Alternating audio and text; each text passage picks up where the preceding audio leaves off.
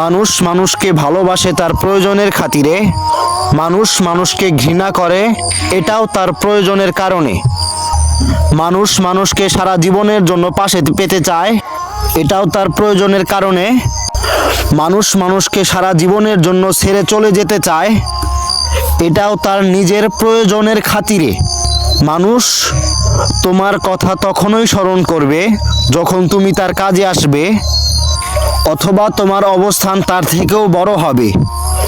মানুষ মানুষকে তখনই আপনজন মনে করে যখন তার প্রতি তার স্বার্থ থাকবে। আসলে এই পৃথিবীটা একটি স্বার্থপর জায়গা, যেখানে একজন মানুষের আরেকজন মানুষ প্রয়োজন ছাড়া আপনজন হয় না। আর যদি কেউ আপন হয়েও থাকে তাহলে হলো তা তোমার রব, কারণ তিনি একমাত্র যিনি সারা বিশ্বকে নিঃস্বার্থে ভালোবেসে সৃষ্টি করেছেন।